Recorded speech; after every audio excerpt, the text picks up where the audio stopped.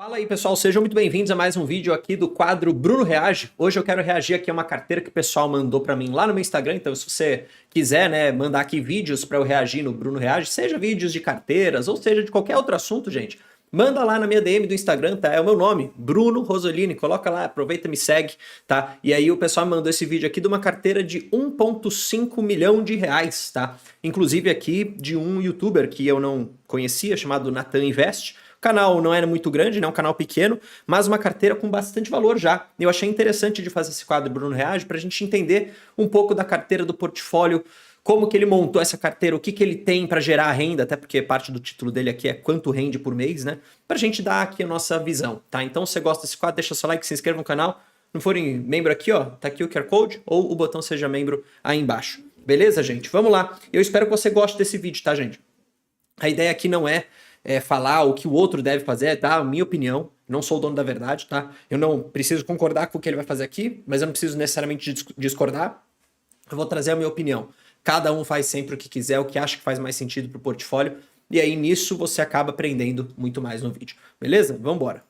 5 anos e 4 meses para conquistar o meu primeiro milhão de reais, e depois que alcancei essa marca, a carteira obteve um aumento de 500 mil reais exatamente um ano depois, ou seja, hoje o patrimônio total da carteira alcançou 1,5 milhão de reais. Mas o que eu fiz para acelerar esse crescimento? Qual foi a estratégia que eu utilizei? Qual classe de ativos eu tenho na carteira? E quanto esse patrimônio está me pagando em dividendos? Neste vídeo, vou revelar o que está por trás dessa valorização e, principalmente, apresentar os ativos da carteira, além de compartilhar minha estratégia de investimentos e o que estou comprando na carteira. Nesta foto você pode observar que a carteira saiu rapidamente da faixa de 1 milhão de reais para 1,5 milhão. Esse aumento não ocorreu somente por conta dos aportes. Note que na linha vermelha os aportes permaneceram praticamente lateralizados durante esse período. O que realmente impulsionou essa alta foram os dividendos recebidos e principalmente a forte valorização no preço das ações, conforme vou demonstrar mais à frente. Mas antes de tudo, quero trazer a estratégia aplicada até... Bom, só uma coisa rapidinho aqui, só para todo mundo entender, né?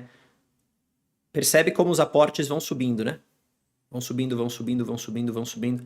Percebe que no começo da carteira, o aporte, ele acaba ficando muito próximo do valor total da carteira. Passando-se um tempo, e claro, né, por questões de mercado também, a gente começa a ver essa diferença entre valor aplicado e o que tem em termos aí do canal, né? Ou seja, do canal não, desculpa, da carteira, que é a valorização, mais proventos e tudo, tá? Então, é plenamente normal você estar começando sua carteira, o seu valor aplicado estar próximo do patrimônio total. E é plenamente normal que seu patrimônio cresça de acordo com os aportes, especialmente no início da carteira.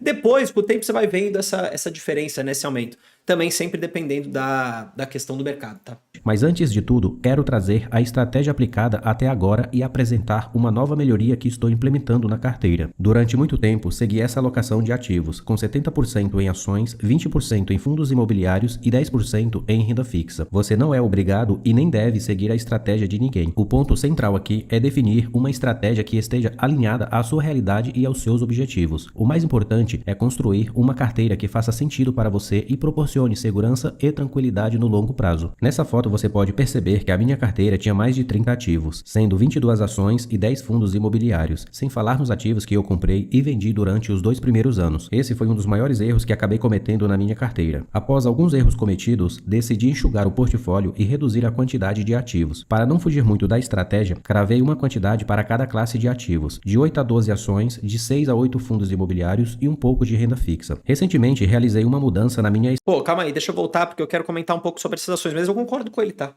Concordo 100% com o que ele tá falando. Primeiro, não copie a estratégia de ninguém. Você pode ver o que funciona nas estratégias e monte a sua, com aquilo que você se sente melhor. Então, pô, Bruno, eu gosto de ter mais ações, cara, eu prefiro, beleza. Bruno, eu gosto de ter menos ações, eu gosto de ter mais investimento internacional, beleza. Bruno, prefiro ter mais fundo imobiliário, conheço mais. Percebe que você vai construir o seu portfólio, a sua estratégia com aquilo que você tem mais conhecimento, com aquilo que você sente mais seguro de investir. Mas você não pode não ter uma estratégia. Defina a estratégia e siga ela ao longo do tempo. Se você ficar mudando isso de tempo em tempo, você vai se ferrar. Ele falou de 8 a 12 empresas, eu concordo, eu acho esse um bom número. Percebe que ele não vai ter quantidades iguais em cada uma dessas empresas. Ele tem aqui em BBSE muito mais do que ele tem em Itaúsa. Ele tem em BBSE muito mais do que ele tem em Caixa. É muito parecido com a minha carteira nesse sentido também, tá? E eu gosto desse sentido. Você tem bastante ativo, mas você não se obriga a colocar apenas a mesma quantidade em cada um deles? Porque vai depender muito do mercado, muito do momento, vai depender também da classe desse ativo. Pô, eu teria muito mais em BBSE do que teria em Petrobras, por exemplo, né? Pô, eu teria muito mais por exemplo, em Itaúsa do que eu teria em Banco ABC, por exemplo. Então, assim, fazer a estratégia da carteira é muito importante. Agora, olhando para a composição das empresas dele, gente, nenhuma empresa que me chama atenção do ponto de vista de negócio ruim ou perigoso. Beleza? Me chama atenção apenas por uma questão pessoal minha, a existência de leve na carteira dele, porque eu, Bruno, não gosto da empresa por conta de um ponto de governança específico que aconteceu alguns anos atrás na companhia. Mas não é um negócio que apresenta resultados ruins, tá? Mas como eu analiso a empresa de uma forma total, eu gosto de estar muito em linha com o que eu entendo ser uma boa governança para a companhia. Entendi que não foi naquela época. Posso mudar minha opinião ao longo do tempo, mas isso talvez possa demorar um pouco mais. Então, nenhuma das empresas aqui me traz a visão de que é um negócio ruim. Muito pelo contrário. Inclusive, eu acho que são ótimas empresas, tá?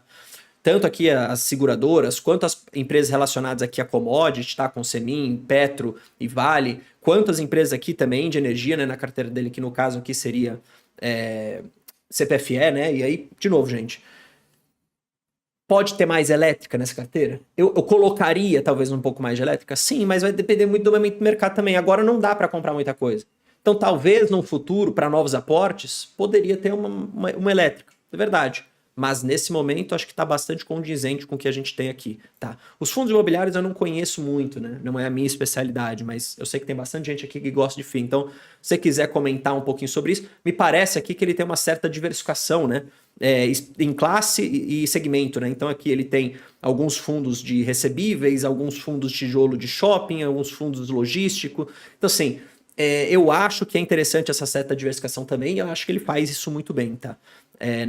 Vamos voltar aqui para o que ele atualizou da carteira. Recentemente realizei uma mudança na minha estratégia, considerando que as ações brasileiras deram uma esticada e o dólar recuou para a casa dos R$ 5,20, fiz um pequeno ajuste no portfólio. A ideia é no futuro alcançar essa alocação: 60% em ações brasileiras, 20% em fundos imobiliários, 10% em renda fixa, nesse caso um ETF de renda fixa, e 10% em ativos internacionais. Perceba que aloquei 40%. Gostei pra caramba, tá? Dentro da metodologia do básico que funciona, que inclusive o treinamento é aberto caso você queira fazer, o link tá aí na tela, eu quero colocar na tela o link na descrição, a gente fala muito disso, de você ter ações, mercado imobiliário, aqui ele prefere FIIs, eu tenho REITs lá fora, né, que é como se fosse um primo do fundo imobiliário, né, vamos fazer assim.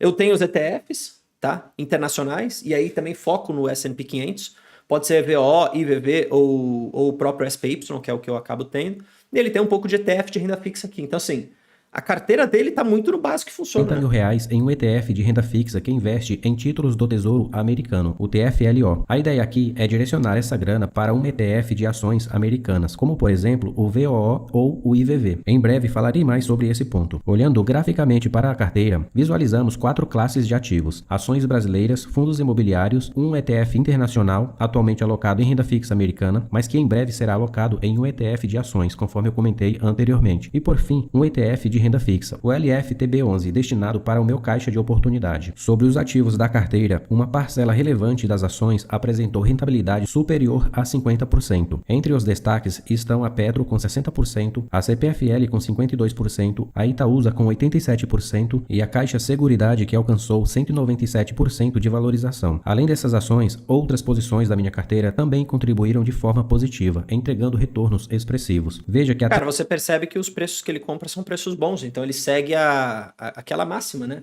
Compre bons negócios a preços interessantes. Beleza? Respeite a margem de segurança. Nada me chama atenção do ponto de vista ruim aqui, gente. Muito pelo contrário, tá?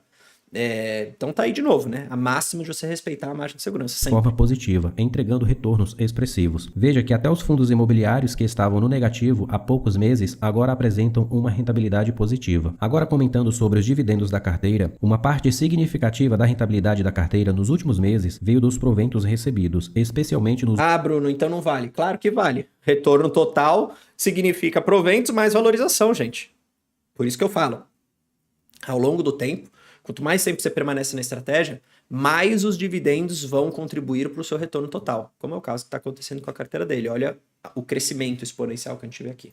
os últimos 12 meses. Aqui estão os dividendos distribuídos ao longo de 2025, que somaram R$ 97.690. Já nos 3 primeiros meses de 2026, temos R$ 46.000, dos quais R$ 25.000 foram pagos apenas no mês de março. Grande parte desse valor veio da BB Seguridade, totalizando quase R$ 17.000 em um único mês. Esse foi o maior dividendo pago de uma só vez desde o início da carteira. E respondendo à pergunta do início do vídeo, quanto a carteira rende em dividendos, como é renda variável, não tem como cravar um valor fixo, mas se pegarmos os últimos 12 meses, a carteira já produziu R$ 114.000, que dividido por 12, teríamos um valor mensal de R$ 9.500 aproximadamente. E para quem achava a bolsa cara e deixou todo o dinheiro parado na renda fixa, perdeu uma baita oportunidade. Há algum tempo, a bolsa vinha sendo negociada abaixo das suas médias.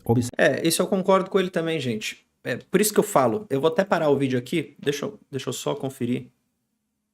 Tô jogando aqui um pouco do mouse para frente. Ele acabou já falando da carteira dele, mas eu vou pegar o gancho para falar o seguinte.